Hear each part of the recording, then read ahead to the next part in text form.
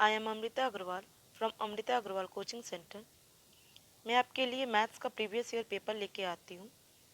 ये पेपर है 2018 का पेपर 1 मैथ्स का। इसमें मैंने 2 पार्ट ऑलरेडी आपको दे रखा है, जिसका मैं लिंक आपको डिस्क्रिप्शन बॉक्स में दे दूँगी। ये 3rd पार्ट है और मैं आपको जो पेपर सॉल्व करवाऊँगी, मैं सिर्फ इसको सिंपल सॉल्यूशन नहीं दूँगी, मैं आपको इस पर जो ट्रिक अप्लाई होती है वो ट्रिक बताऊँगी। ट्रिक याद रह सके इसके लिए उसका कंसेप्ट बताना ज़रूरी है, तो वो कंसेप्ट भी क्लियर कराऊंगी। साथ में आप ऑप्शन से कैसे आप सही ऑप्शन को टिक लगाएं और गलत ऑप्शन को आप एलिमिनेट करें, वो तरीका भी बताऊंगी। और जहाँ पे आपको ऑथेंटिक तरीका अप्लाई करना चाहिए वो भी मैं बताऊंगी। ये सारी चीज़ बताने का मेन उद्देश्य ये है कि अगर कोई तैयारी शुरू करने जा रहा है तो उसे प्रीवियस ईयर पेपर से तैयारी करना एक बेस्ट तरीका होगा कि आप कम समय में आप अपनी अच्छी प्रिपरेशन कर सकते हैं। और आपने देखा भी होगा कि प्रीवियस ईयर पेपर से ज़्यादातर क्वेश्चन रिपीट किए जाते हैं। तो या तो आप बिगनर हैं तो आपके लिए बेस्ट तरीका है कि आप प्रीवियस ईयर पेपर से आपको एक जगह सारी चीज़ें मिल जाएंगी, ट्रिक मिल जाएगा, बेसिक मिल जाएगा, ऑप्शन एलिमिनेट करना मिल जाएगा, सब कुछ मिल जाएगा। दूसरा आपको ये है कि अगर आपने ऑलरेडी प्रिपेयर कर रखा है तो भी आपके लिए एक अच्छी प्रैक्टिस मिल जाएगी इसमें। तो आई होप आपको मेरा वीडियोस पसंद आएगा। और अगर आपको पसंद आता है तो आप कमेंट बॉक्स में ज़रूर आप में दीजिएगा कि ये तरीका आपको पसंद आ रहा है कि नहीं वीडियो देने का। चलिए स्टार्ट करते हैं। आपसे क्वेश्चन पूछा है 3 to the power 1989 में 7 से भाग देने पर शेषफल होगा। If 3 to the power 1989 is divided by 7 then remainder is. Option है 8, 7, 6, 0। जब मैं इस क्वेश्चन को देखती हूँ और इसका ऑप्शन देखती हूँ तो मैं आपको तुरंत बता सकती हूँ कि इसका आंसर 6 होगा। और ये मैंने आपको इसे कैलकुलेट करके नहीं बताया है, सिर्फ ऑप्शन को एलिमिनेट करके बताया है, गलत ऑप्शन को हटाया है, अपने आप सही ऑप्शन मुझे मिल गया। तो मैंने इसे किस तरीके से किया है मैं आपको बताती हूँ। देखिए, आप किसी भी नंबर पे अगर 7 से डिवाइड करेंगे तो कभी भी शेषफल रिमाइंडर 7 या 7 से बड़ा नहीं हो सकता है। तो फर्स्ट ऑप्शन और सेकंड ऑप्शन जो आपको 8 और 7 रिमाइंडर कह रहा है, ये तो ऐसे ही एलिमिनेट हो गया, ये गलत है। पॉसिबल ही नहीं है कि किसी भी नंबर में हम 7 से डिवाइड करें और रिमाइंडर आपको 7 या 7 से बड़ा मिल जाए। फिर आपसे फोर्थ ऑप्शन में बोला है कि आपका रिमाइंडर 0 आएगा। ये तो तभी पॉसिबल है जब 3 to the power 1989 का एक फैक्टर 7 हो। और क्योंकि 3 अपने आप में प्राइम नंबर है, 7 प्राइम नंबर है, और 3 to the power 1989 को हम का कोई भी फैक्टर कभी भी 7 हो ही नहीं सकता है। तो इस वजह से आपका कभी भी इसका रिमाइंडर 0 नहीं आएगा। हम 3 to the power 1989 को पूरी तरीके से डिवाइड 7 से नहीं कर सकते। ठीक है, आपको इसके बारे में थोड़ा सा डीप में बताने की कोशिश करूँगी, जिससे आप कोई भी नंबर लीजिए। जैसे अगर हम 3 into 3 into इसी को ही एक पार्ट बना लें और ये 1989 टाइम्स गया है और इसे 7 से डिवाइड करना है।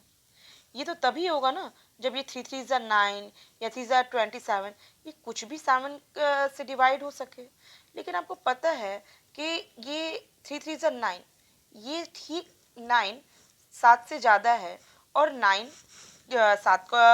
का कोई फैक्टर 7 तो हो नहीं सकता है। तो इस वजह से आपका यहाँ से ही क्लियर हो जाता है कि 3 का कोई भी पावर हो, कोई भी पावर हो, वो 7 से कंप्लीटली डिविजिबल नहीं होगा। अब आपको अच्छे से क्लियर समझ में आ रहा होगा मेरी बात। तो आपका ऑप्शन 4 भी सीधे एलिमिनेट हो जाता है। ऑप्शन 3 ही सिर्फ बचता है जिसका आपको दिया है ऑप्शन 6।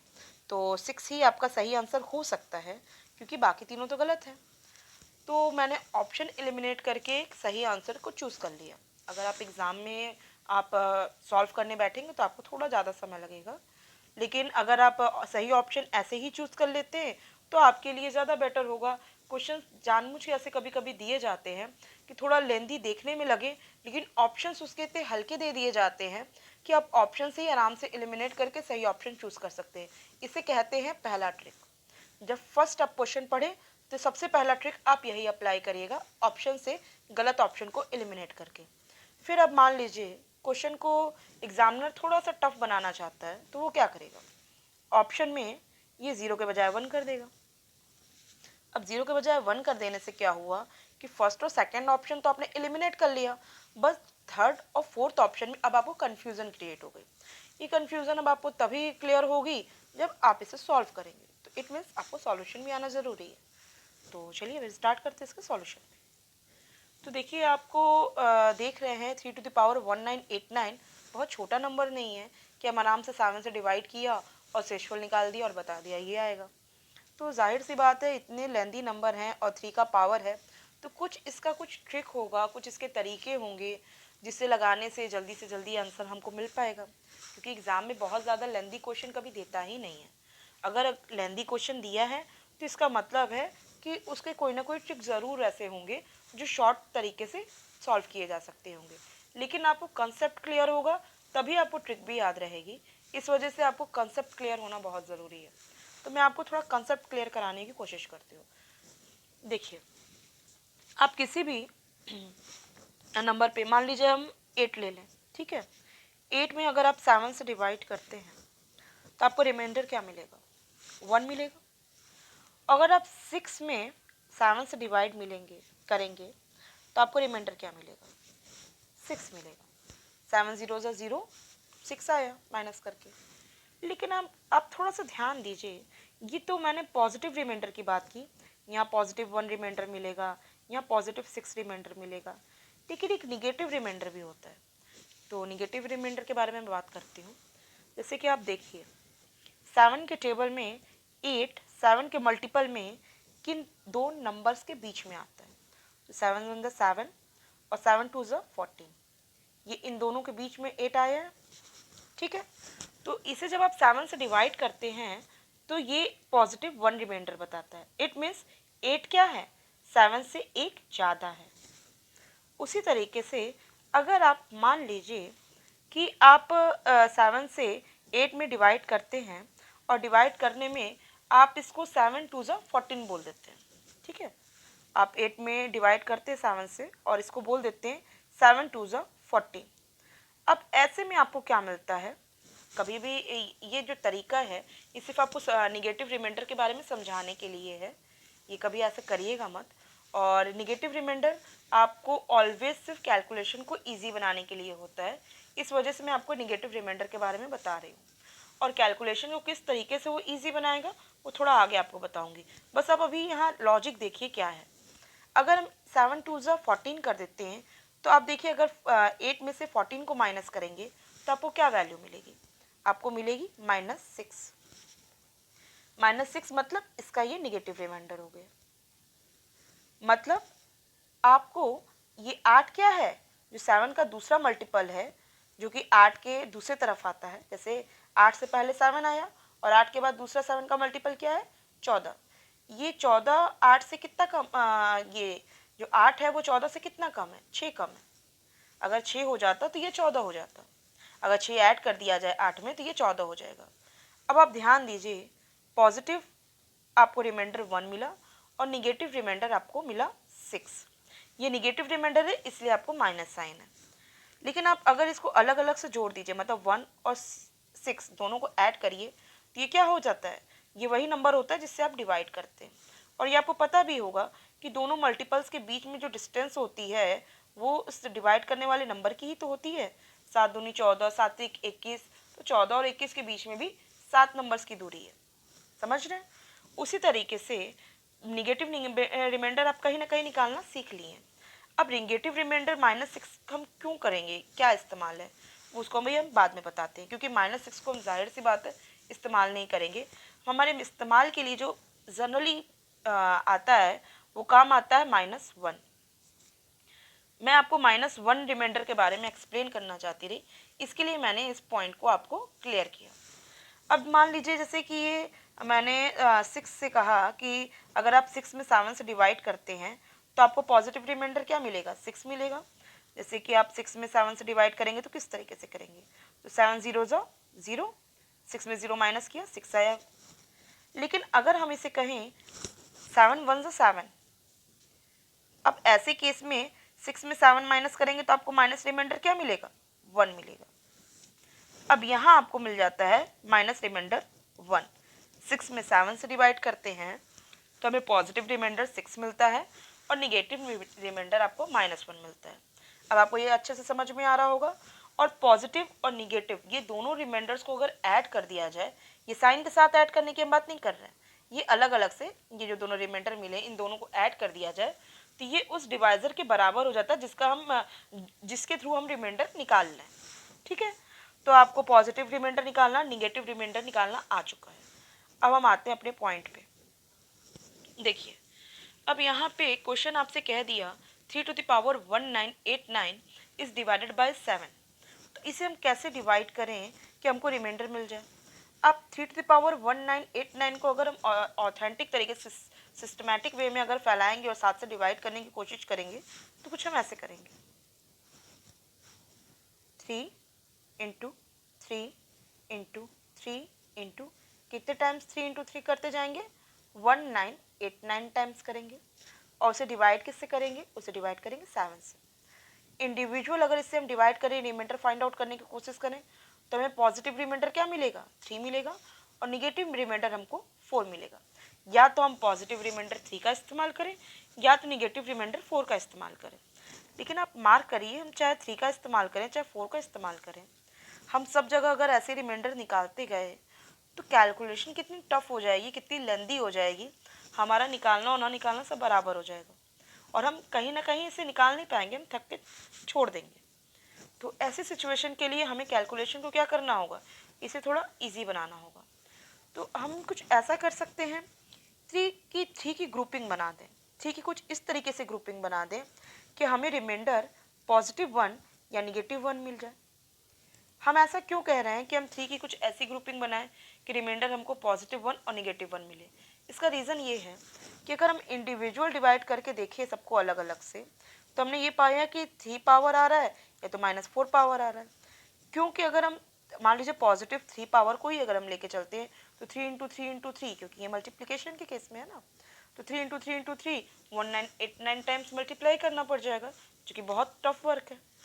तो अगर इसके बजाय यहाँ पावर 1 होता, एज्यूम करिए पावर 1 होता, कुछ इस तरीके से क्वेश्चन आपको होते, 8⁻1989 अगर होता और इसे अगर 7 से डिवाइड करना पड़ता तो आप क्या करते, यहाँ 8 को अलग अलग से 7 से डिवाइड करते और आपको अब इस सिचुएशन में क्या मिलता, आपको रिमाइंडर पॉजिटिव रिमाइंडर 1 मिलता और निगेटिव रिमाइंडर 6 मिलता। निगेटिव रिमाइंडर 6 से हमको कोई फ़ायदा नहीं होता क्योंकि 6 इंटू 6 इंटू 6 हमको 1989 टाइम्स करना पड़ता, जो कि बहुत लेंदी वर्क है, हम उसे छोड़ देंगे। लेकिन अगर हम पॉजिटिव रिमाइंडर 1 की बात करें तो पॉजिटिव रिमाइंडर 1 को अगर हम 1989 टाइम्स मल्टीप्लाई भी कर दिए, 1 इंटू 1 इंटू 1 इंटू 1 इंटू करते चले गए तो रिजल्ट क्या मिलेगा, हमको 1 ही मिलेगा। तो इस तरीके से हमारा जो कैलकुलेशन है बहुत ईजी हो गया। तो हमारा मेन टारगेट ये होता है कि हम जो नंबर जो आपको दिया हुआ है नंबर, उसे हम क्या बना पाएँ, उसे हम इस तरीके से कुछ बना पाएँ, जैसे 3 का पावर कुछ 3 का जो मल्टीपल है जो 3 इंटू 3 इंटू, इसे कुछ ऐसा बना पाएँ कि इसे जब 7 से डिवाइड किया जाए ना तो आपको या तो +1 रिमाइंडर दे या -1 रिमाइंडर दे, क्योंकि 1 का 1 से मल्टीप्लाई करेंगे तो आपको रिजल्ट 1 ही आएगा। हाँ, अगर पॉजिटिव रिमाइंडर होगा, निगेटिव रिमाइंडर होगा, उसको हम थोड़ा सा आगे बताएंगे कि उसके पावर्स में क्या असर पड़ता है। बाकी आपने ये तो समझ लिया कि अगर 1 आता है रिमाइंडर तो हमारी कैलकुलेशन हो जाती है ईजी।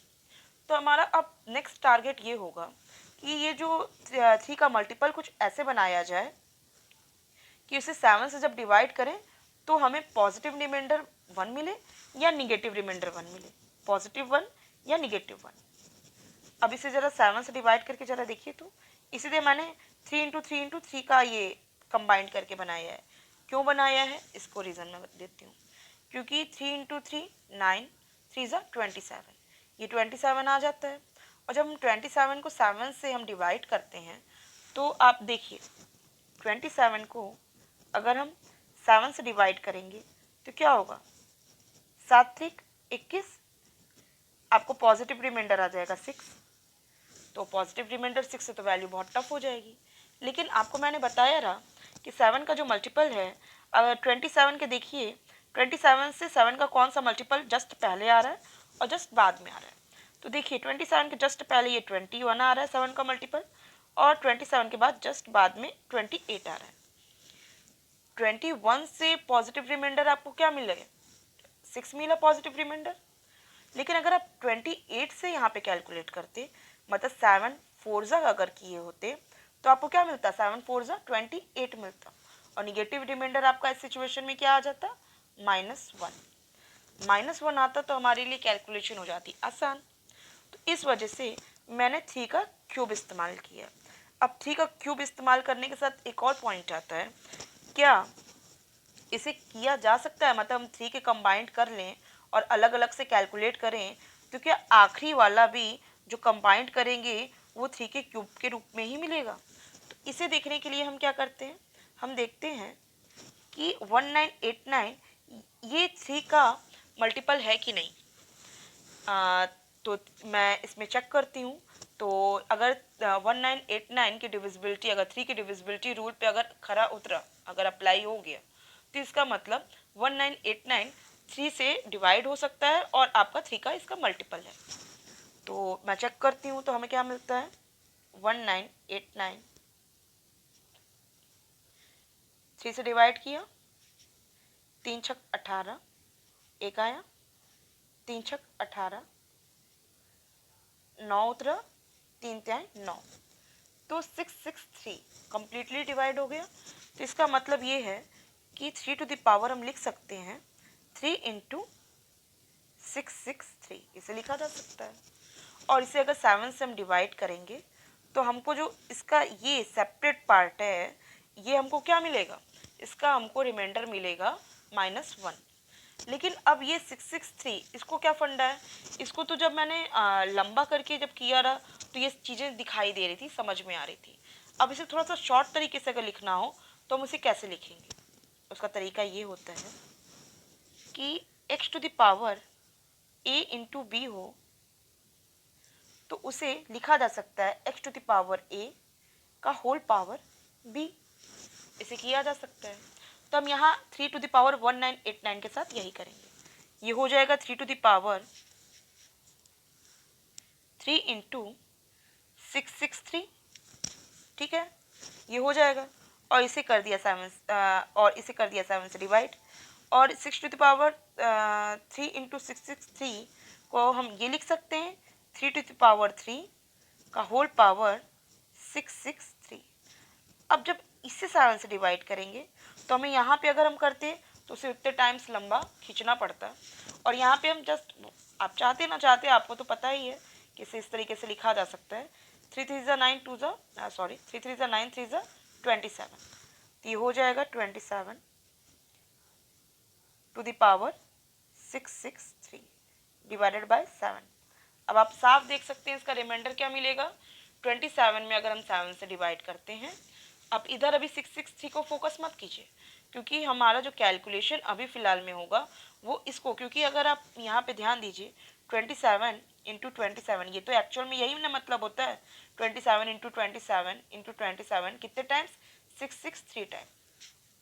अगर ये 7 से डिवाइड करने पे जो रिमाइंडर देता है यहाँ, वही यहाँ देगा और वही यहाँ देगा, और 663 टाइम्स भी आपको वही रिमाइंडर देगा। तो आपको कैलकुलेशन क्या होगी? उसकी कैलकुलेशन वही होगा, रिमाइंडर आपस में मल्टीप्लाई कर दिया जाएगा। और इसकी मीनिंग भी तो यही है कि इसका जो भी आपको रिमाइंडर आएगा, उसका वही चीज़ आपस में मल्टीप्लिकेशन के फॉर्म में होगा, मीन्स पावर के फॉर्म में होगा। तो 27 में हम 7 से डिवाइड करते हैं, तो हमको रिमाइंडर क्या मिलता है? -1। थोड़ी देर पहले ही मैं आपको बताया है कि 7 चौक 28 होता है, और 28 से 27 क्या है? सिर्फ एक कम है। इस वजह से इसका रिमाइंडर जो मिलेगा वो हमको मिलेगा -1। तो आपको इसका रिमाइंडर मिल गया -1 टू द पावर 663। अब देखिए, रिमाइंडर तो हमको -1 टू द पावर 663 मिल गया। अब इसमें पावर बड़ा मैटर करता है कि पावर इवन है कि ऑड है। अगर पावर इवन होती, -1 के पावर अगर इवन होती है, तो उसकी वैल्यू क्या होती है? इवन होने पे +1 हो जाती है। लेकिन अगर आपका -1 की टू द पावर ऑड होती है, तो ऐसे सिचुएशन में आपको जो रिजल्ट आता है वो आता है -1। क्योंकि 663 ऑड है, इस वजह से आपको रिजल्ट मिलेगा -1। आई होप आपको ये क्लियर आउट हो कि अगर पावर ऑड होगी तो minus into minus is equal two plus होता है और आखिरी का जो -1 बचेगा वो रह जाएगा, क्योंकि हमेशा इवन मतलब minus into minus two two pair के साथ ही वो पॉजिटिव होता चला जाएगा और आखिरी -1 बच जाने की वजह से आपका ओवरऑल आपको वैल्यू माइनस में आती है। तो आपको ऑलरेडी पता होगा, बाकी तो मैंने आपको एक्सप्लेन कर दिया है। इस तरीके से आपका जो रिजल्ट आता है, जो आंसर आता है, वो होता है -1। तो फाइनली आपको रिमाइंडर -1 मिल गया। लेकिन अब बात ये आती है कि क्या हम रिजल्ट में माइनस, हमने कैलकुलेशन में तो इजी बनाने के लिए माइनस रिमाइंडर इस्तेमाल किया, क्योंकि अगर हम 6 का इस्तेमाल करते तो बिल्कुल कैलकुलेट नहीं हो पाता। लेकिन मैंने कैलकुलेशन को इजी बनाने के लिए तो माइनस रिमाइंडर का इस्तेमाल कर लिया। लेकिन कभी भी ध्यान रखिएगा, अगर आपको आंसर बताना हो तो आंसर ऑलवेज पॉजिटिव होता है। हमेशा आपको पॉजिटिव रिमाइंडर ही बताना होगा। स्कूल्स में भी आप पढ़ते चले आए हैं, आप कभी भी 7 4 ज़ा 28 करके तो कैलकुलेट किए नहीं है। आप हमेशा 7 6 ज़ा 21 करके फाइनली आपने पॉजिटिव रिमाइंडर ही इसका लिया था। तो उसी तरीके से आप जब रिजल्ट देंगे वो पॉजिटिव रिमाइंडर के साथ देंगे।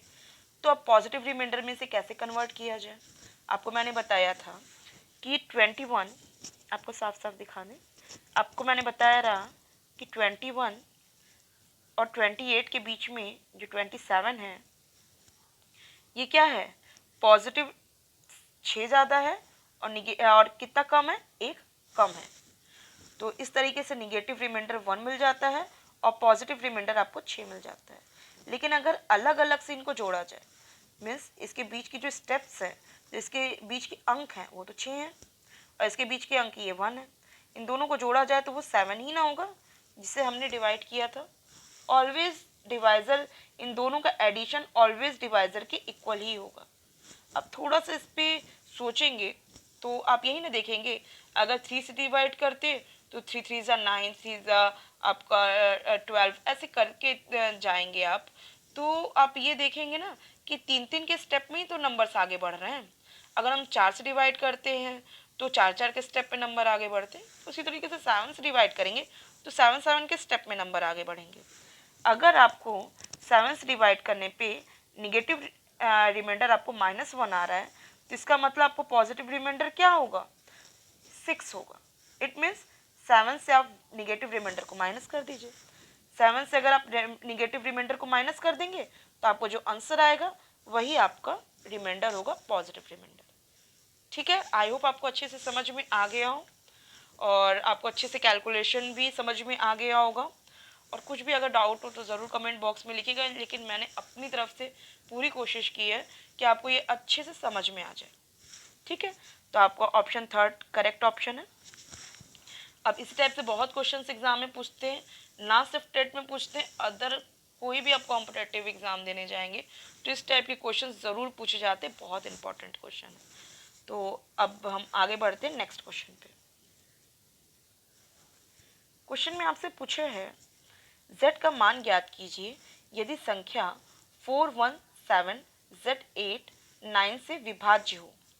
Find the value of z for which the number 417 z8 is divisible by 9। तो आपसे ये कह दे रहा है कि हम ये जो पूरा नंबर है ना, ये 9 से पूरी तरीके से कंप्लीटली डिविजिबल है। तो ऐसी सिचुएशन में z क्या होगा, 7 होगा कि 9 होगा कि 3 होगा कि 6 होगा। तो देखिए, मैंने आपको जैसे 3 का डिविजिबिलिटी रूल बताया था, अभी थोड़ी देर पहले ही मैंने आपको कैलकुलेशन में 3 के डिविजिबिलिटी रूल की भी बात की थी। तो उसमें मैंने आपसे कहा था कि इन सबको ऐड कर दीजिए, मतलब ये नंबर्स को ऐड कर लीजिए। अगर वो 3 से डिवाइड हो रहा है तो इसका मतलब वो इसका मतलब डिविजिबल है 3 से। उसी तरीके से 9 से ये साफ बोल रहा है कि कम्प्लीटली डिविजिबल है, तो इसका मतलब 4 + 1 + 7 + z + 8, 9 का भी डिविजिबिलिटी रूल ऐसे ही सिस्टम पे काम करता है। इन सभी नंबर्स को अलग अलग से ऐड कर दिया जाए तो ये श्योर है कि 9 से ज़रूर इसका एडिशन डिवाइड हो सकता है। तो देखिए, आप इसे ऐड कर दिए, ऑथेंटिक तरीके से कुछ ऐड करने की ज़रूरत नहीं है, आप इसे आराम से सिंपल तरीके से ऐड करिए। अगर हम 8 में 1 ऐड कर दें 9 हो गया, 9 तो जाहिर सी बात है 9 से डिविजिबल है।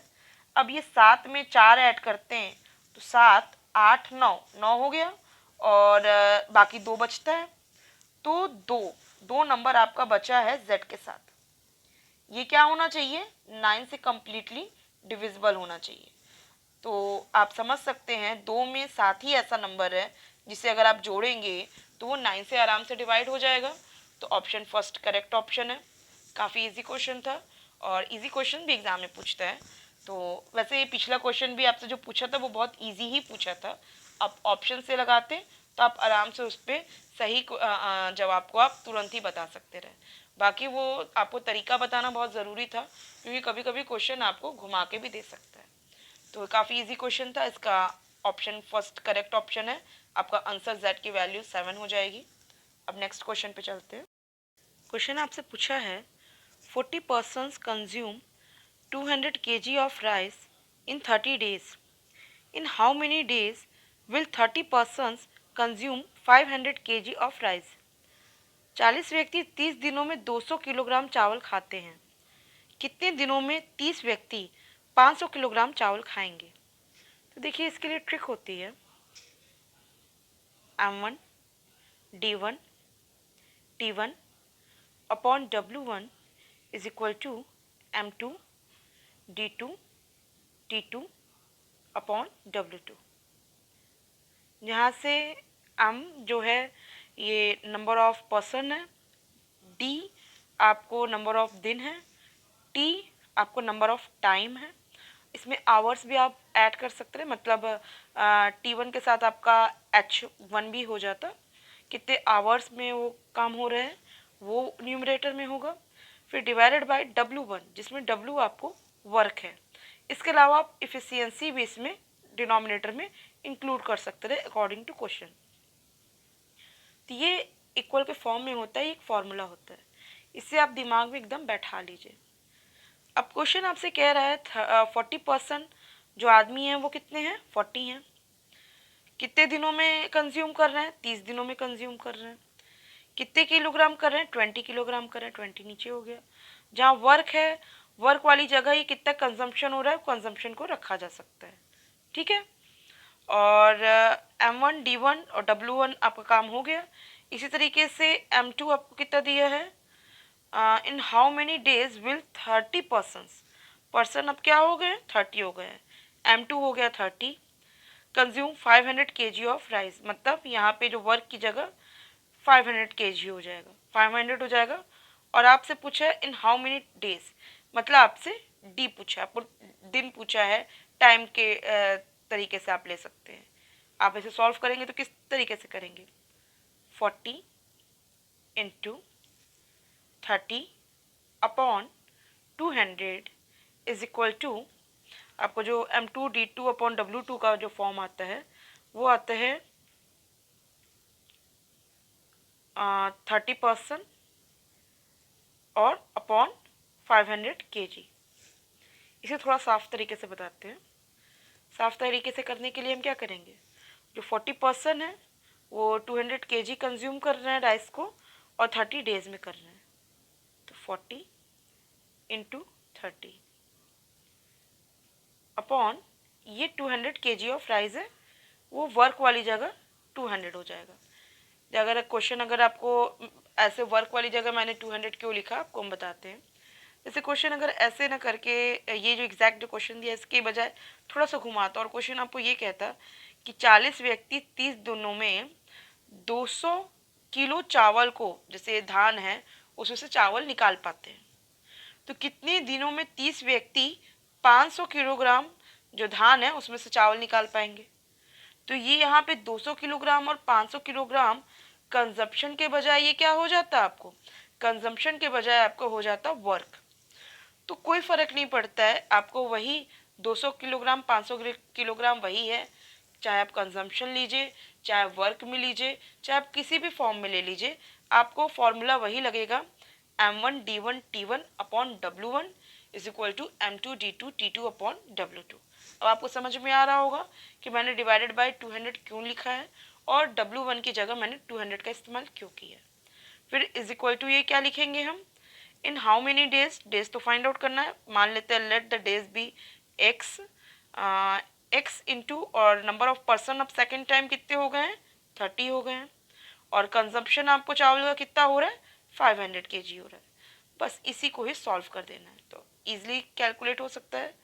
आपको ये 2 0 से यहाँ का 2 0 दोनों डिनोमिनेटर का आपस में काट दिए, इस 30 से आपका इधर का 30 कट जाएगा। अब आप सॉल्व करेंगे तो ये 5 किधर हो जाएगा, इधर आ जाएगा, न्यूमरेटर की जगह आ जाएगा, जो कि हो जाएगा आपको वैल्यू 40 इंटू 5/2। तो ऐसे 2 से 40 में डिवाइड करेंगे तो 20 हो जाएगा, और 25 ज़ा 100 आपकी वैल्यू आएगी। मतलब 100 दिन में 30 लोग मिलकर के 500 किलोग्राम चावल को कंज्यूम कर सकते हैं। क्वेश्चन आपको वही बदल देता, जैसे कि मैंने आपको बताया वर्क को समझाने के लिए, कि यहाँ पे कंजम्पशन के बजाय इसे वर्क के फॉर्म में भी कन्वर्ट कर सकता रहा। तो क्वेश्चन कहीं से भी घुमाए, आपका जो फॉर्मूला अप्लाई करेंगे वो यही अप्लाई करेंगे, M1 D1 T1 upon W1 is equal to M2 D2 T2 upon W2। हाँ, आप यहाँ पे H1 भी इस्तेमाल कर सकते हैं जो आवर के रूप में है, क्योंकि न्यूमरेटर में हर जगह देख रहे हैं ये टाइम ही है। D1 भी दिन है, वो भी एक तरीके से टाइम है। T ये भी एक टाइम ही है कि कितना वो लग रहा है। तो ये इस तरीके से आपको कैलकुलेशन होगा। और W1 जो नीचे डिनोमिनेटर आया है, इसके बजाय इफ़िशियंसी भी आ सकती है, मतलब 40% की इफ़िशियंसी है 200 किलोग्राम धान से चावल को निकालने की, जैसा कि मैंने आपको बताया था। वो इफ़िशियंसी के फॉर्म में भी आप इसे ले सकते हैं। तो ये बहुत सिंपल फॉर्मूला, आपको याद भी रह जाएगा, एक बार आप दिमाग में बस बैठा लीजिए, और कहीं ना कहीं आपके जबान पे लर्न भी हो जाएगा ये फॉर्मूला। तो बहुत ईजी। अब नेक्स्ट क्वेश्चन पे चलते हैं। अगर नहीं समझ में आया हो तो ज़रूर आप कमेंट बॉक्स में लिखिएगा, तो मैं इसको और डिटेलिंग करूँगी। एक्चुअल मैंने ऑलरेडी क्वेश्चंस कितनी डिटेलिंग कर दी है कि मुझे लगा ये क्वेश्चंस तो आपको डिटेलिंग तो आपको ऑलरेडी आती ही होगी। मैं कहीं ना कहीं आप इसमें फॉर्मूला दे दूँ, जिससे कि आप इसे आराम से एग्ज़ाम टाइम में इसे ही अप्लाई करिए और वैल्यू अपना फाइंड आउट कर लीजिए। बाकी अगर आपको प्रॉब्लम होगा तो आप ज़रूर कमेंट बॉक्स में लिखिएगा, मैं इसकी डिटेलिंग आपको डिटेल में बताऊंगी। थोड़ा सा टाइम लगेगा लेकिन आपको अच्छे से समझ में भी आएगा। अब नेक्स्ट क्वेश्चन है, यदि किन्हीं दो प्राकृतिक संख्याओं a और b के लिए a to the power b is equal to 125 हो तो b to the power a क्या होगा। ये बहुत इजी क्वेश्चन है। क्वेश्चन है a और b के लिए अगर हो रहा है a to the power b is equal to 125 है, तो b to the power a क्या होगा। तो सबसे पहले तो आप 125 को पावर के फॉर्म में कन्वर्ट करने की कोशिश करिए, ब्रेक करिए, फैक्टराइज करिए, तो देखिए आपको क्या मिलता है। a to the power b आपको मिलेगा 25 25 125 होता है। इट मीन्स ये 5 गुणे 5 गुणे 5 हुआ, 5 5 25 25 125। इसे हम लिख सकते हैं 5 का cube. a to the power b मिल गया हमको 5 का क्यूब, मतलब a हो गया 5 और b क्या हो गया 3 हो गया। अब b to the power a बोला है, मीन्स 3 टू द पावर 5 बोल रहा है कि क्या होगा। तो 3 टू द पावर 5 क्या होगा, 3 इंटू 3 इंटू 3 इंटू 3 इंटू 3। तो इसे आप आराम से सॉल्व कर सकते हैं। 3 3 9 27, इसका 27 हुआ, और 3 3 9, 9 में से 7 को मल्टीप्लाई करेंगे तो क्या हो जाएगा, 7 9 63। लास्ट में क्या आना चाहिए, आपकी यूनिट डिजिट आनी चाहिए 3। इसकी वैल्यू क्या होगी 243। मैंने थोड़ा यूनिट डिजिट को अप्लाई करके इसकी वैल्यू निकाली है, ना कि इसको कंप्लीट मल्टीप्लाई करके। अगर आप इसे कंप्लीट मल्टीप्लाई भी करेंगे 3 इंटू 3 इंटू 3 करके 5 टाइम्स 3 से मल्टीप्लाई करेंगे तो आपका 243 ही आएगी। लेकिन मैं थोड़ा सा इसको शॉर्ट करना चाहती रही और आपको शॉर्ट बताना चाहती रही, उसके लिए मैं आपको ये समझा रही हूँ कि कभी भी आपको बहुत लंबा कैलकुलेशन हो जाए तो उसका अगर आपको देख रहे हैं कि ऑप्शंस में हर सबके यूनिट डिजिट अगर अलग अलग दिए हुए हों तो पूरा कंप्लीट कैलकुलेशन करने की कोई ज़रूरत नहीं है। आप सिर्फ यूनिट डिजिट का ही इस्तेमाल कर लीजिएगा तो ही आप सही ऑप्शन पे टिक लगा सकते हैं। जैसे अगर हम इसको 3 इंटू 3 इंटू 3 करते हैं तो क्या हो जाएगा 27, और 27 का यूनिट डिजिट क्या है 7, और 3 3 ज़ा 9, इसकी क्या है यूनिट डिजिट 9। 9 को 7 से मल्टीप्लाई करेंगे तो 9 सत्ते क्या होता है 63, आपको यूनिट डिजिट क्या हो जाएगी 3। तो जिसमें यूनिट डिजिट 3 होगी वही आपका सही ऑप्शन होगा। तो option 1 is the correct option, जिसकी वैल्यू है 243। तो ये काफ़ी अच्छा तरीका है सॉल्व करने का, थोड़ा सा जल्दी सॉल्व हो जाता है। और बाकी तो मेरा मेन रीज़न था इसको मेथड बताने का। आई होप आपको अच्छे से समझ में आ गया है। नेक्स्ट क्वेश्चन पे चलते हैं। क्वेश्चन में पूछा है यदि सभी प्राकृतिक संख्याओं a और b के लिए a into b is equal to a square plus b square minus a b है तो 9 इंटू 10 का मान क्या होगा। If a into b is equal to a square plus b square minus a b for all natural numbers a and b then the value of 9 into 10 is. तो देखिए बहुत easy question है, अगर इसे सॉल्व करेंगे तो क्या है, 9 स्क्वायर कितना हुआ 81, 10 स्क्वायर कितना हो गया 100 हो गया। इन दोनों को ऐड किया इसके सिस्टम के हिसाब से और 10 9 ज़ा 90, फिर इसे माइनस कर दिया। अब 100 में 81 ऐड करेंगे तो क्या हो जाएगा 181, इसमें से 90 अगर माइनस करेंगे तो आपकी वैल्यू क्या आएगी 91 आएगी वैल्यू। तो थर्ड ऑप्शन आपका करेक्ट ऑप्शन होगा। चलिए नेक्स्ट क्वेश्चन पे चलते हैं। आपसे क्वेश्चन पूछा है 1 and 1/2 plus 11 and 1/2 plus 111 and 1/2 plus 1111 and 1/2 is equal to. इसे भी आपको पूरा सॉल्व करने की बिल्कुल ज़रूरत नहीं है, आपको इसका पहले तो मेन बता दें। जब इस तरीके से क्वेश्चन करता है तो ये सारे नंबर्स को एक जगह करिए, जैसे 1 प्लस 11 प्लस 111 प्लस 1111 प्लस, अब ये जो ये हाफ हाफ है ना इसे अलग से ऐड करिए, प्लस 1/2 प्लस 1/2, 4 टाइम्स गया है। अब आप देखिए 4 टाइम्स हाफ ऐड करेंगे तो इसकी वैल्यू क्या होगी 2 होगी, ठीक है। अब इसे बस यूनिट डिजिट ऐड करते हुए देखिए आपका क्या आता है 2 3 4 5 6, यूनिट डिजिट जिसकी 6 होगी वही आपका सही ऑप्शन होगा। तो यूनिट डिजिट 6 आपकी सेकंड ऑप्शन की है। एक बार फिर से मैं आपको बता दें, इसे सबसे पहले अलग कर लीजिए, जो इस तरीके से नंबर्स हैं इसे एक तरफ सेपरेट कर लीजिए और जो 1/2 इसे सेपरेट कर लीजिए और सेपरेटली इसे ऐड कर दीजिए। 1/2 कितने टाइम्स है 4 टाइम्स है, तो ऐड करेंगे तो इसकी वैल्यू क्या हो जाएगी 2, हाफ ऑफ 1 हाफ ऑफ 1 2 हो गई। उसके बाद इन सब वन को ऐड करेंगे तो क्या होगा 1 2 3 4, और 4 में जब हम 2 ऐड करेंगे तो हमें क्या मिलेगा 6 मिलेगा। तो यूनिट डिजिट हमको 6 मिलनी चाहिए। तो इन ऑप्शन में से सेकंड ऑप्शन ही ऐसा है जिसकी यूनिट डिजिट 6 है। बाकी आप सिस्टमैटिक वे में भी इसे अगर ऐड करेंगे तो आपको यही वैल्यू मिलेगी, लेकिन क्योंकि आपको वर्क ये ओरल करना है, मैं कहीं ना कहीं आपको ये समझाने की कोशिश कर रही हूँ कि क्वेश्चन आएगा तो आप इसे ओरल करिएगा, लिखने मत बैठिएगा, बस दिमाग से काम करिएगा, आपका सेकंड ऑप्शन आपको करेक्ट मिल जाएगा। चलिए अब नेक्स्ट क्वेश्चन पे चलते हैं। सबसे छोटी ऋणोत्तर अभाज्य पूर्णांक है, the list non negative prime integer is. तो देखिए कभी भी प्राइम नंबर जो प्राइम इंटीजर होगा वो ऑलवेज पॉजिटिव ही होगा, निगेटिव होता ही नहीं है।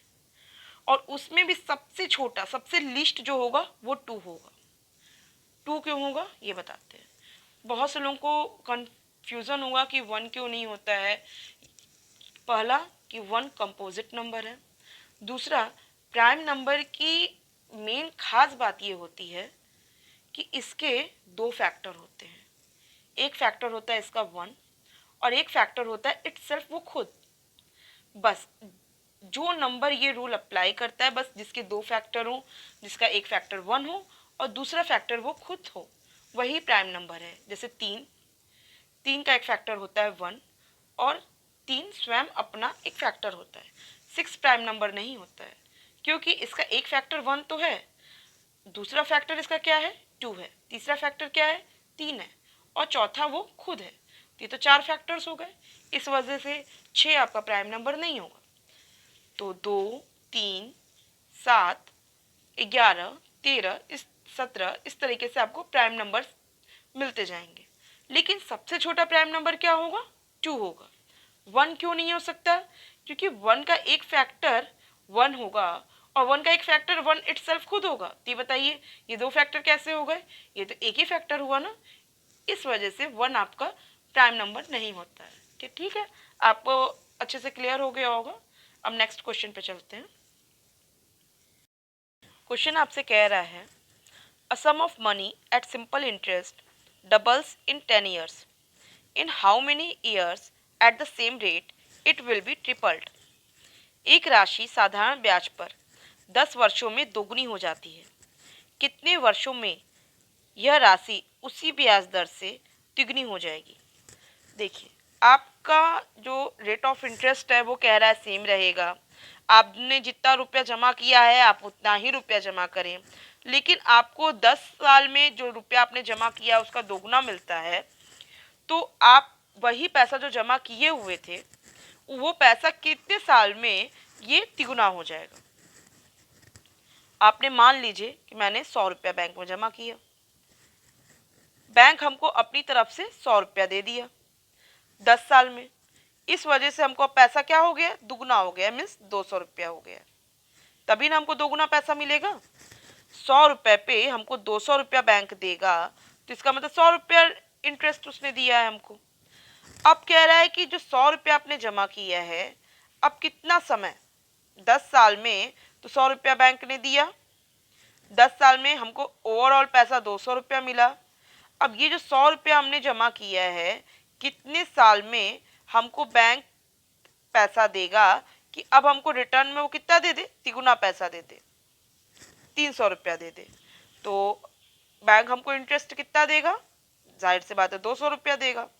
तो कितने वर्षों में देना चाहिए बैंक को 200 रुपया, जबकि रेट ऑफ इंटरेस्ट क्या है, वही है, पुराना वाला है। 10 साल में 100 रुपया दे रहा है, तो 200 रुपया कितने साल में देगा, जाहिर सी बात है 20 साल में देगा। रेट ऑफ इंटरेस्ट सेम है, हमने जो प्रिंसिपल जमा किया है वो भी सेम है, हमारा बस अमाउंट को दोगुना के बजाय तिगुना करना है। हमको जो इंटरेस्ट 100 रुपया मिल रहा था, अब हमको इंटरेस्ट 200 रुपया चाहिए, तो 100 रुपये पे टाइम 10 साल जा रहा था, तो 200 रुपये में टाइम कितना जाएगा, 20 साल जाएगा।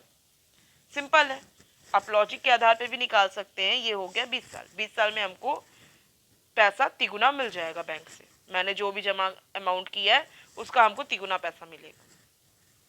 लेकिन अब इसे कैलकुलेशन के आधार पे करें तो हम कैसे करेंगे, अगर एग्जाम में पूछेगा तो आप ऐसे ही कैलकुलेट करिएगा, बहुत ज़्यादा लेंदी वर्क मत करिएगा, लेकिन फिर भी आपके पास फॉर्मूला होना ज़रूरी है, आपको प्रोसेस आना ज़रूरी है। कई बार क्वेश्चन कुछ घुमा सकता है, और घुमाए हुए क्वेश्चन को फिर आपको फॉर्मूले के आधार पे ही, कभी कभी आप लॉजिक नहीं लगा पाएंगे, तो आपको फॉर्मूले पे रख के एक बार से चेक करना होगा, क्योंकि आप टेट का एग्ज़ाम देने जा रहे हैं, तो इतना आपके पास कम समय भी नहीं होता, आपके पास एक सफिशिएंट टाइम होता है। आपके लिए सबसे बड़ी प्रायोरिटी होती है कि आप सही ऑप्शन पे टिक लगाएं, ना कि गलत ऑप्शन पे। तो मैं आपको इसीलिए इसका पूरी डिटेलिंग भी दे रही हूँ। देखिए,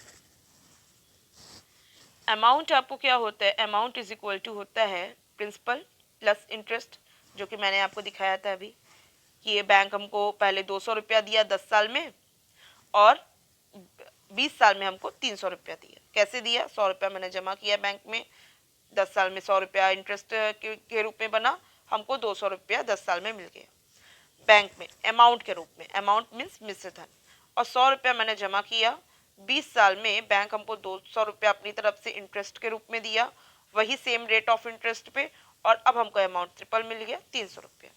अमाउंट मीन्स मिश्र धन, पी मीन्स प्रिंसिपल, इसको मूलधन बोलते हैं, आई इंटरेस्ट होता है, सिंपल इंटरेस्ट यहाँ पे है, ठीक है। अब इसे आई को मैंने बस वर्बली बताया, मैंने सिंपल इंटरेस्ट को बस वर्बली बताया कि 10 साल में आपको 100 रुपया मिला, 20 साल में आपको 200 रुपया मिला, लेकिन इसका कैलकुलेशन कहाँ है, तो इसे कैलकुलेशन के लिए एक फॉर्मूला होता है, I is equal to P R T upon 100, ये फॉर्मूला है, ये आपने स्कूल टाइम में भी पढ़ा होगा, काफ़ी बेसिक फॉर्मूला है ये। तो आई सिंपल इंटरेस्ट आपका 10 साल में, हमको देखिए अभी की फर्स्ट मेरी क्या प्रायोरिटी निकालने की, क्योंकि हम इसी फॉर्मूले को 2 बार इस्तेमाल करेंगे, और इसके ज़रिए ही हम अपना पता करेंगे कि कितने वर्षों में हमको बैंक तिगुना पैसा देगा, ठीक है। जिसमें मैंने अपनी तरफ से माना है प्रिंसिपल 100 रुपया, तो इंटरेस्ट का मैं 2 बार इस्तेमाल करूँगी, किस तरीके से करूँगी अभी बताती हूँ। देखिए, प्रिंसिपल मैंने 100 रुपया माना कि मैंने जमा किया, ठीक है। रेट ऑफ इंटरेस्ट बताया गया नहीं है, हमें नहीं पता है। टाइम हमें बताया है 10 सालों में, ठीक है। और क्योंकि मैंने जब 100 रुपया जमा किया तो 10 साल में हमको जो ब्याज मिल रहा है वो ब्याज कितना मिल रहा है, वही जमा किया हुआ पैसा मिल रहा है, तभी ना आपको ओवरऑल दुगना पैसा मिला। तो इसका मतलब हमको ब्याज 100 रुपया मिल जा रहा है। ठीक है। अब ऐसे में आप रेट ऑफ इंटरेस्ट इस एक इक्वेशन से फाइंड आउट कर सकते हैं। अब हम rate of interest find out क्यों करना चाह रहे हैं, क्योंकि हमसे टाइम पूछ रहा है और आपको पता है interest is equal to P R T upon 100। तो एक इक्वेशन में ऑलवेज एक ही वेरिएबल फाइंड आउट हो सकता है। अगर हमको आर क्लियरिफाई हो जाएगा तो हम next time easily find out कर पाएंगे। तो फर्स्ट हम आर को क्लियरिफाई करते हैं कि आर क्या होगा। मीन्स रेट ऑफ इंटरेस्ट, साधारण ब्याज दर जो है वो बैंक जिसके आधार पे हमको पैसा देती है, इंटरेस्ट के रूप में पैसा देती है। तो साधारण ब्याज दर आर निकालना है हमको, रेट ऑफ इंटरेस्ट। इंटरेस्ट 100 हुआ। अब जाहिर सी बात है प्रिंसिपल मैंने 100 रुपया माना हुआ है तो इंटरेस्ट 100 रुपया हो गया है। इंटू आर हमें पता नहीं है, टाइम आपको 10 है अपॉन 100 है। 100 से ये 100 गया, ये आपको टाइम का 10 है, इधर कैलकुलेशन में आई के नीचे आएगा, मीन्स 100 के नीचे जाएगा तो आपको रेट ऑफ इंटरेस्ट कितना मिलेगा, रेट ऑफ इंटरेस्ट मिल जाएगा कैलकुलेशन से 10%। और 10% पर एनम मिलेगा आपको, क्योंकि आपको टाइम कितना में है, टाइम आपको है वर्षों में। तो रेट ऑफ इंटरेस्ट भी आपको क्या होगा, वर्षों के आधार पे होगा, क्योंकि ये छोटी छोटी चीज़ें हैं जहाँ गलतियाँ होती हैं, इसके लिए मैं इस पर ज़्यादा जोर दे रही हूँ। आपको रेट ऑफ इंटरेस्ट मिलेगा 10% पर एनम। अब इसी का मैं दोबारा इस्तेमाल, इस फॉर्मूले का मैं दोबारा इस्तेमाल करके टाइम फाइंड आउट करके बताती हूँ। अब क्योंकि हमारा जो प्रिंसिपल मैंने जमा किया है वो 100 रुपया ही जमा किया है, अब हमको नेक्स्ट टाइम कह रहा है कि आपको तिगुना पैसा कितने समय में होगा। मीन्स आपको आई सिंपल इंटरेस्ट अब 100 के बजाय क्या हो गया है, 200 रुपया हो गया है। प्रिंसिपल वही है 100 rupees. R rate of interest अब हमको जो फाइंड आउट नहीं था अब फाइंड आउट हो चुका है, तो 10% पर एनम। टी जो 10 साल था वो अब हमको पता नहीं है, वो अब हमारे लिए क्वेश्चन मार्क है, अपॉन 100 वही है। आप कैलकुलेट करेंगे, इस 100 से ये प्रिंसिपल वाला 100 कट गया। फिर रेट ऑफ इंटरेस्ट आपका 10 है तो इधर आ गया 200 के नीचे, कैलकुलेट किया, 0 से 0 गया, आपको आ गया 20 ईयर। इट मीन्स टाइम आपका मिल गया 20 ईयर्स। कैलकुलेशन के आधार पे मैंने बता दिया, आपको कैलकुलेशन करने का तरीका बता दिया। काफ़ी बेकार तरीके से लिखा हुआ है, मतलब काफ़ी ओवर राइटिंग है, आपको थोड़ा सा क्लेरिफाई करने में मुश्किल होगी, लेकिन क्योंकि मैं बहुत साफ तरीके से आपको बताई हूँ और आप अपने हाथ से जब चीज़ें करेंगे तो आपको अच्छे से क्लेरिफाई भी हो जाएगा। आपको जितना हम पेपर करवा रहे हैं वो उसको आप ज़रूर अपनी तरफ से करने की ज़रूर कोशिश करिएगा।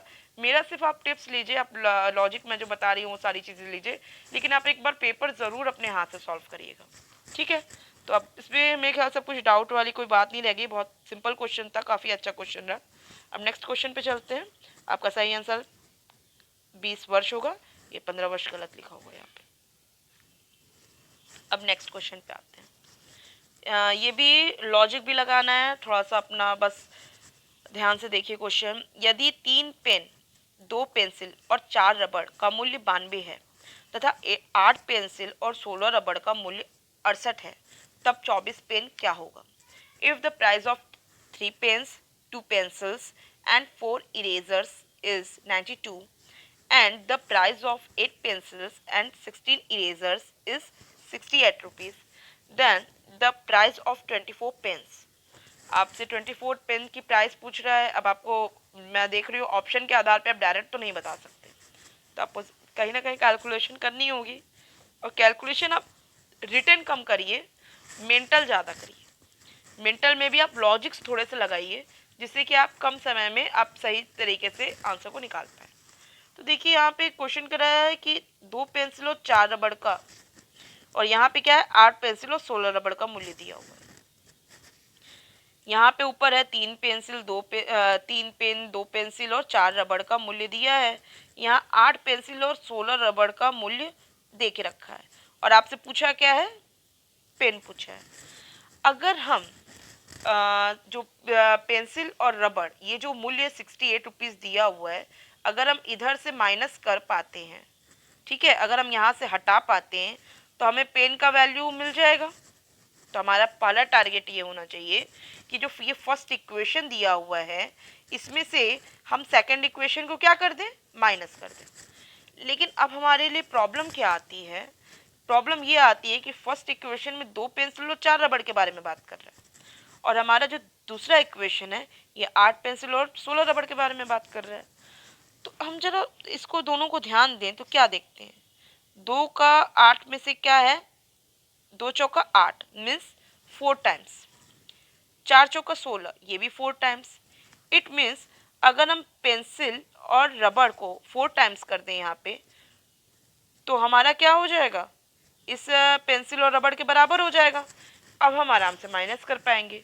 लेकिन आप समझते हैं कि किसी इक्वेशन में अगर हम अपने मन से मल्टीप्लाई कर रहे हैं तो हमें कम्प्लीटली मल्टीप्लाई करना पड़ेगा ना।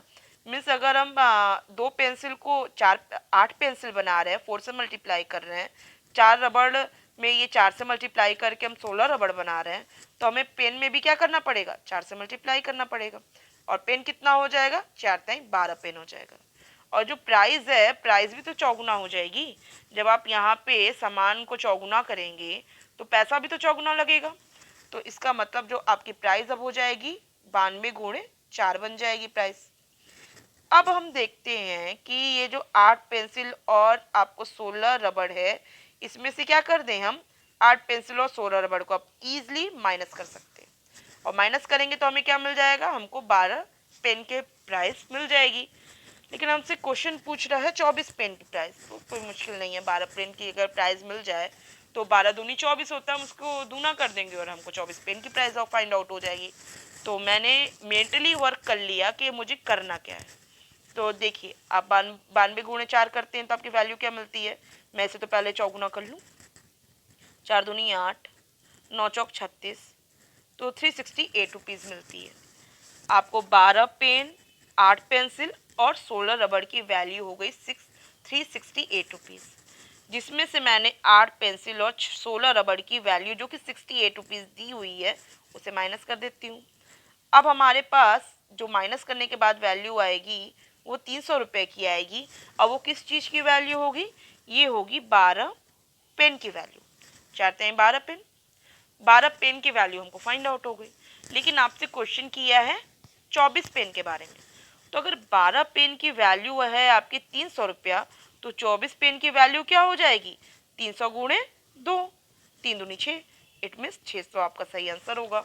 बहुत इजी क्वेश्चन था, लॉजिक आप लगाइए। ऑलमोस्ट मेरे ख्याल से स्कूल्स वाले ही क्वेश्चन है, ये स्कूल में जितने पढ़े गए हैं उस टाइप से ही है, कुछ इसमें कुछ खास चीज़ नहीं थी, काफ़ी अच्छा क्वेश्चन है। नेक्स्ट क्वेश्चन पे चलते हैं। क्वेश्चन आपसे पूछा है, संलग्न चित्र में रेखा पी ए क्यू वृत्त को बिंदु ए पर स्पर्श करती है तथा ए बी सी डी एक चक्रीय चतुर्भुज है। In the given figure P A Q is the tangent of the circle at point A and A B C D is a cyclic quadrilateral. If angle C A Q is 70 degree, angle C A Q ये आपको अगर 70 degree है, then angle A B C is, इसके option दिए हैं 110, 70 degree, 80 degree, 90 degree. अब देखिए, आपको ये देख रहे हैं, ये जो कॉर्ड है, ये कॉर्ड के इस तरफ बना एंगल है और इस एंगल की आपसे वैल्यू पूछ रहे हैं, जिसमें आपको ऑप्शन 110, 70, 80 और 90 दिया है। तो मैं सिर्फ ऑप्शन देख के ही आपको बता सकती हूँ कि इसकी वैल्यू 110 होगी, क्योंकि इसकी वैल्यू 70 डिग्री, 80 डिग्री और 90 डिग्री पॉसिबल ही नहीं है। क्यों पॉसिबल नहीं है वो मैं भी आपको बताऊंगी। बाकी 110 डिग्री कैसे निकला है इसे मैंने आपको पार्ट 1 के वीडियो में डिटेल में बताया है, तो आपको पार्ट 1 का लिंक डिस्क्रिप्शन बॉक्स में दे दूंगी, आप वहाँ पे देख लीजिएगा, फर्स्ट क्वेश्चन पे ही दिया हुआ है। तो वहाँ आप कैसे निकला है 110 डिग्री उसे आप डिटेल में समझ लीजिएगा, काफ़ी अच्छा तरीके से बताई हूँ मैं। बाकी मैं अभी आपको ऑप्शन एलिमिनेट करना बता रही हूँ कि कैसे मैंने सेकंड, थर्ड और फोर्थ ऑप्शन को एलिमिनेट किया और सीधे ऑप्शन देख के ही आपको बता दिया कि ये फर्स्ट ऑप्शन करेक्ट ऑप्शन है। एक चीज़ और आपको मैं बताऊं कि एग्ज़ाम में कभी भी आपसे क्वेश्चन थोड़े से लगता है हैवी है क्वेश्चन, तो उस क्वेश्चन के ऑलवेज आप एक बार ऑप्शन चेक कर लीजिएगा, क्योंकि ऑलवेज क्या होता है कि ऑलवेज क्या मतलब मैक्सिमम ऐसा होता है कि जब क्वेश्चन थोड़े हैवी लगते हैं तो उसके ऑप्शन इतने इजी दिए होते हैं कि आप सिर्फ लॉजिक लगा के विदाउट कैलकुलेशन ओनली लॉजिक से ही आप सही ऑप्शन पे टिक लगा सकते हैं। तो इस तरीके से आप अटैम्प्ट एक बार करने की कोशिश करिएगा। इन केस मान लीजिए आपको ऑप्शन क्लियर नहीं समझ में आ रहा है कि कौन सा सही होगा या वहाँ लॉजिक काम नहीं कर पा रही है, तो ही फिर आप इसके कैलकुलेशन में जाइएगा। अदरवाइज पहली प्रायोरिटी होगी कि आप पहले ऑप्शन से चेक कीजिए। मैंने क्योंकि आपको फर्स्ट पार्ट में पूरा फुल कैलकुलेशन दे रखा है, तो यहाँ सिर्फ आपको ऑप्शन की लॉजिक ही बताऊंगी। और एग्ज़ाम में आप ऑलवेज ऐसे ही करिएगा जो मैं भी लॉजिक बताने जा रही हूँ, ठीक है।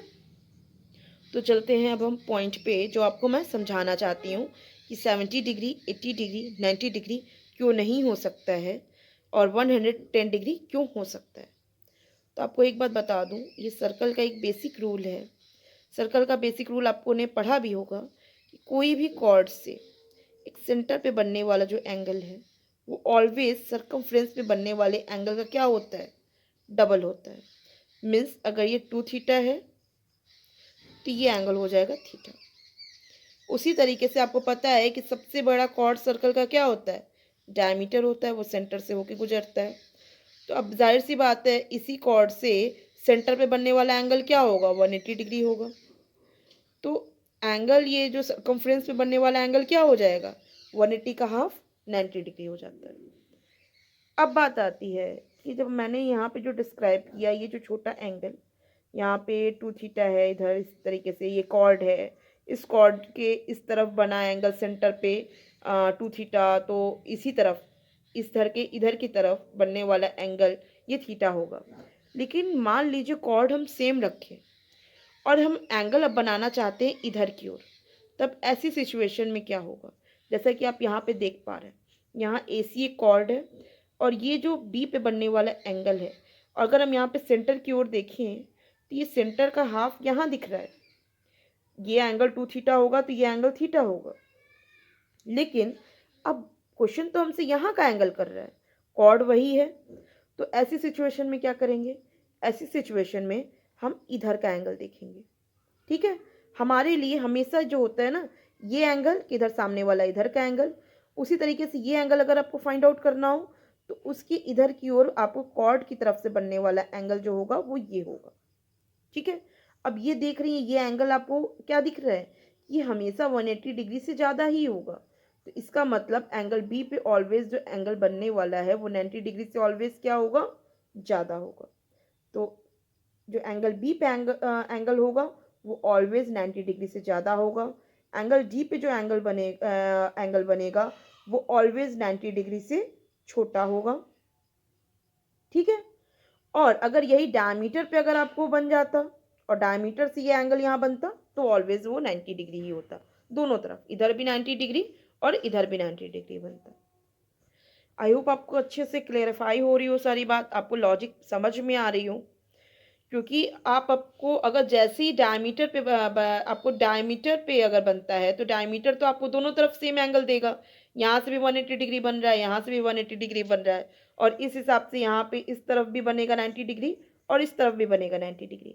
लेकिन कॉर्ड जैसे ही जगह बदल दे, डायमीटर के बजाय कहीं और अगर कॉर्ड बन जाए, तो ऐसी सिचुएशन में क्या हो जाएगा, कॉर्ड जैसे यहाँ पे एक दूसरी तरफ बन गया, आपको डायमीटर ना होकर के एक सिंपल कॉर्ड है, तो ये जो एंगल पे ये जो एंगल बनेगा, ये जो 2 थीटा ये बनेगा यहाँ पे, उसके लिए ये एंगल डिफाइन किया जाएगा।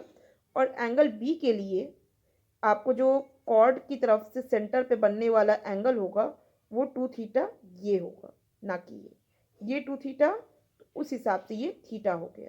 और ये 2 थीटा जो है वो क्या है, 180 डिग्री से अबव है। इस वजह से ये एंगल बी पे बनने वाला एंगल भी क्या हो जाएगा, 90 से अबव होगा। अब आप समझिए, आपसे क्वेश्चन कह रहा है कि एंगल ए बी सी क्या होगा, आपसे पूछ रहा है एंगल ए बी सी क्या होगा। तो आप खुद जान रहे हैं कि ये 90 डिग्री से अबव होगा, 90 डिग्री हो नहीं सकता, 90 डिग्री से छोटा हो नहीं सकता, और 90 डिग्री से अबव तो सिर्फ एक ही ऑप्शन है जो कि 1 है, जिसकी वैल्यू 110 डिग्री है।